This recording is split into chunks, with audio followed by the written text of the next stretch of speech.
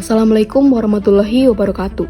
Perkenalkan, saya Novita Aurelia Nugroho, nomor absen 26 dari kelas 11 4, SMA Negeri 7 Purworejo. Di video kali ini, saya akan membahas mengenai pemberontakan PETA di Blitar.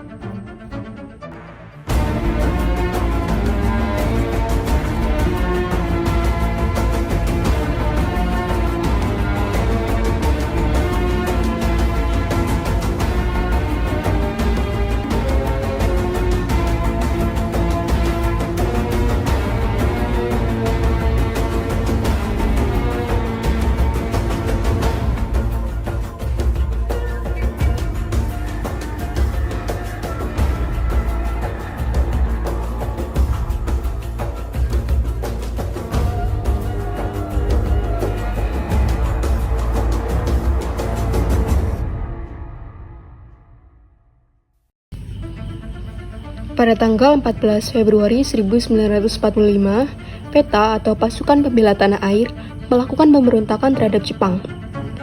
PETA merupakan organisasi militer yang dibentuk oleh Jepang sebagai tentara cadangan untuk melindungi Indonesia, khususnya wilayah Jawa, Bali, dan Sumatera dari serbuan tentara sekutu.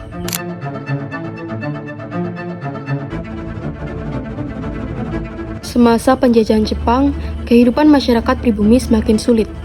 Sumber daya alam seperti hasil perkebunan banyak diambil untuk kepentingan militer Jepang, mengakibatkan banyak rakyat kekurangan makanan. Bencana kelaparan dan kematian pun terjadi di berbagai tempat.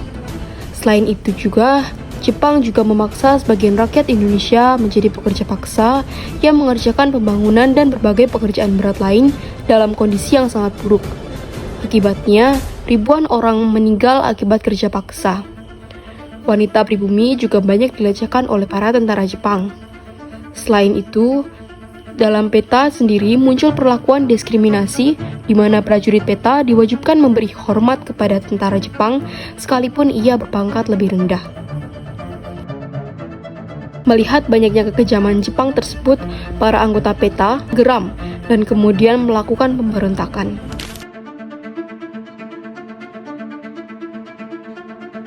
Pemimpin pemberontakan PETA di Blitar adalah Sudancho Supriyadi. Pertemuan rahasia sudah digelar sejak September 1944. Supriyadi merencanakan aksi itu sebagai sebuah revolusi menuju kemerdekaan. 14 Februari 1945 dipilih sebagai waktu yang tepat karena akan ada pertemuan seluruh anggota dan komandan PETA di Blitar, sehingga diharapkan anggota-anggota yang lain akan ikut bergabung. Sayangnya, Jepang secara mendadak membatalkan pertemuan besar komandan. Pasukan PETA di Blitar di bawah pimpinan Sudancho Supriyadi tetap melakukan perlawanan meskipun tahu akan kalah. 14 Februari 1945, meletuslah tembakan meriam oleh tentara PETA yang diarahkan ke Hotel Sakura yang menjadi kediaman para perwira militer Jepang. Tak hanya itu, markas Kompetai juga ditembaki senapan mesin. Dalam aksi lain, salah seorang bodancho PETA merobek poster bertuliskan Indonesia akan merdeka dan menggantinya dengan tulisan Indonesia sudah merdeka. Pemberontakan PETA tidak berjalan sesuai dengan rencana. Supriyadi gagal menggerakkan satuan lain untuk memberontak dan rencana ini pun terbukti telah diketahui oleh pihak Jepang yang mana terlihat dari bangunan-bangunan yang ternyata telah dikosongkan. Dalam waktu singkat, Jepang mengirimkan pasukan militer dari Malang dan Kediri untuk memadamkan pemberontakan PETA. Akibatnya, banyak tentara PETA yang melarikan diri dan sebanyak 68 tentara PETA ditangkap. Pemimpin lapangan pemberontakan, Muradi, tetap bersama pasukannya hingga saat terakhirnya. Dari 68 anggota pasukan yang ditangkap, sebagian dipenjara seumur hidup dan beberapa orang dihukum mati, termasuk Muradi, di kawasan Ancol, Jakarta.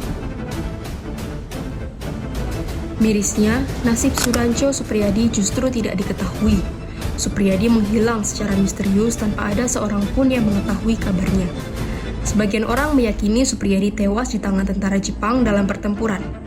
Sementara sebagian orang lainnya meyakini Supriyadi tewas diterkam binatang buas di hutan-hutan sekitar kota Blitar. Untuk mengenang perjuangan pemberontakan tentara PETA, pimpinan Sudancho Supriyadi, tepat di lokasi perlawanan didirikan monumen peta yang terdiri atas 7 buah patung tentara peta dalam posisi siap menyerang, di mana patung Sudancho Supriyadi diletakkan tepat di tengah monumen sebagai pemimpin pasukan pemberontakan peta. Peristiwa pemberontakan peta di Blitar ini menjadi bukti bahwa semangat perjuangan dan keberanian para pejuang tak pernah padam. Dari sejarah ini, kita belajar bahwa kemerdekaan yang kita nikmati hari ini adalah hasil dari pengorbanan para pahlawan. Dan sudah sepatutnya kita terus menghargai dan menjaga warisan perjuangan mereka dengan mengisi kemerdekaan ini dengan hal-hal yang positif dan bermanfaat bagi bangsa. Sekian dari saya, terima kasih. Wassalamualaikum warahmatullahi wabarakatuh.